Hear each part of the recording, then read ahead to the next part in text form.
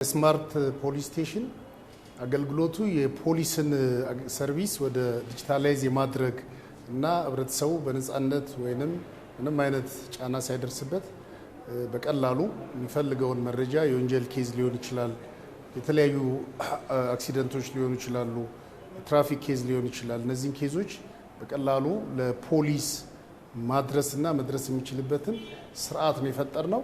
እንግዲህ እንደዚህ አይነት ዘመናዊ የሆኑ ዲጂታል የሆኑና ብዙ ጊዜ ምንም አይነት የሰው ንክኪ ሳይኖር ተገልጋዩ በቀላሉ አገልግሎት የሚያገኝበት ስርዓት እስካሁን ድረስ በጣም ውስን ሀገራት ላይ ነው ያለው። ወደ 1-3 ሀገራት ላይ ነው ያለው በአውሮፓና ኤዥያ ውስጥ።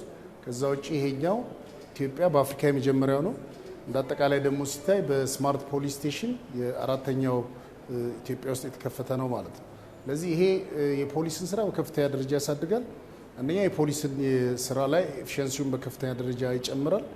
ሌላኛው ህብረተሰቡ ጋር ግልጸኝነትን ያሰፍናል። ምክንያቱም ህብረተሰቡ ፖሊሳዊ አገልግሎትን ለማግኘት አንዳንዴ የሚቸገርበትን ስርዓት ኬዙን ነግሮ ኬዙን መከታተል ብዙ ውጣ ውረዶችና የማይመቹ ነገሮች ስላሉት እነዛን የማይመቹ ከሰው ጋር ያለውን ንክኪና ምልልስ በቀላሉ ስለሚያስቀር ግልጸኝነትን ያረጋግጣል። እንደዚሁ ደግሞ ለፖሊስም ፈጣን እርምጃ ለመውሰድም ይረዳል። ምክንያቱም ቴክኖሎጂ ሲደርስ በቀላሉ አመራሩም ጭምር መረጃው ስለሚደርሰው ቶሎ ውሳኔ ያስተላልፎ ቢፈለግ ወንጀለኛ ካለ የጠፋ ነገር ካለ ወይንም የደረሰ ጉዳት ካለ ፖሊስ ቶሎ ደርሶ ያንን ችግር መፍታት የሚችልበትን እድል ይፈጥራል።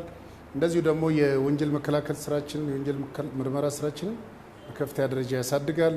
ከዛ ውጪ ፖሊሱ በህብረተሰቡ ዘንድ እምነት እንዲያገኝ በከፍተኛ ደረጃ ይጨምራል ማለት ነው። ለዚህ ይሄ ስፔስ ኢትዮጵያ ውስጥ በዚህ መልኩ መዘጋጀቱ በጣም ትልቅ ውጤት ነው። ፖሊስ እንደ ሀገር የተጀመረውን የ2030 የዲጂታል ኢትዮጵያን የዛ አካል የሎ ኢንፎርስመንት ኤጀንሲውም ይሄንን ተግባራዊ እያደረገ ሲሄድ ህብረተሰቡ በቀላሉ በራሱ ስልክ ወይንም ደግሞ እንዲህ አይነት ስቴሽኖች ባሉበት ቦታ እየመጣ ሰርቪስ ማግኘት የሚችልበትና ጉዳዩን ከፖሊስ ጋር ለፖሊስ ማቅረብ የሚችልበትን እንደዚሁ ደግሞ እዚህ ያቀረባቸውን ኬዞች የፋይል ነምበር ስለሚያገኝ በዛ ፋይል ነምበር ኬዙ መከታተል የሚችልበትንና ሲፈለግ ብቻ የሚቀርቡ ማስረጃዎች ካሉ አብዛኛውን በዚህ ማቅረብ የሚችልበት የተለየ ነገር ከሌለ ወደ ፖሊስ ሳይሄድ ኬዙን ተከታትሎ እስከ ሂደቱን መከታተል እስከ ፍርድ ቤት መከታተል የሚችልበትን ስርዓት የፈጠረ ነው። ይሄ ፖሊስና ህብረተሰቡ መሀል ያለውንም እምነት በከፍተኛ ደረጃ የሚያሳድግ ስለሆነ በእኛ እንደ ትልቅ ውጤት ነው ያየነው። እንግዲህ በቀጣይ ደግሞ ይህንኑ የስፔስ ሰርቪስ በስልኩ ላይ ማግኘት የሚችልበትን ስርዓት ከአርቲፊሻል ኢንተለጀንስ ኢንስቲትዩት ጋር በቅርበት እየሰራን ያለ ነው።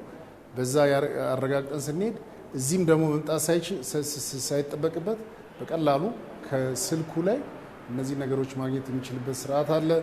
እንግዲህ እነዚህ ስቴሽኖች ዓለም ላይ ሞዴል ሆነው በየሀገሩ እነዚህ ቅድም ያልኳቸው 3 ሀገሮች ላይ እስከ 24 ተከፍተዋል። ይሄኛው በ26 ኢትዮጵያ ላይ ተጀምሯል። ይሄ በአፍሪካ የመጀመሪያው በሀገራችንም የመጀመሪያው ነው ስፔስ።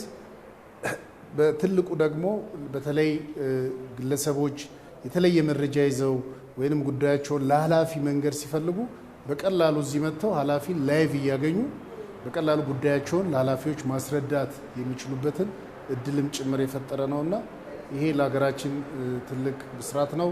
ክቡር ጠቅላይ ሚኒስትራችንም ተገኝተው ይህን ስራ በማስጀመራችን እኛም እንደ ኢትዮጵያ ፌዴራል ፖሊስም እንደ አጠቃላይ ኢትዮጵያ ፖሊስ ሰራዊት ከፍተኛ ደስታ ተሰምቶናል። ይህንን እያስፋፋ እንሄዳለን።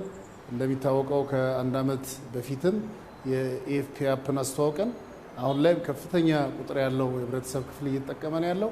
እሱንም ህብረተሰቡ በየጊዜው ዳውንሎድ አድርጎ እንዲጠቀም እና የማይጠቀሙ ሰዎች በዛ እንዲጠቀሙና ኬዛቸውን በቀላሉ ፖሊስ ጋር እንዲያደርሱ ይጠቅማል። ከዛ በላይ ደግሞ ሀገራችን አሁን በትልቁ እያደገ ነው። እንደምናየው አዲስ አበባ የቱሪስት መዳረሻ እየሆነ ነው ያለው። እንግዲህ ማንኛውም ኢትዮጵያን የሚጎበኝ ቱሪስት ማንኛውም ጉዳይ ቢያጋጥመው በቀላሉ ፓስፖርቱን ወይንም ሌሎች የሀገራችን ዜጋ የሆነው ደግሞ የፋይዳን መታወቂያ ተጠቅሞ እነዚህ ሰርቪሶች ማግኘት ይችላል። ኢቭን እነዚህንም ባይዝ በቀላሉ እዚህ መጥቶ ኬዞቹን ለፖሊስ ማቅረብ የሚችልበት ትልቅ እድል ስለሆነ በጣም ደስ ብሎናል። እንግዲህ አጠናክረን የሚቀጥል ይሆናል ማለት ነው።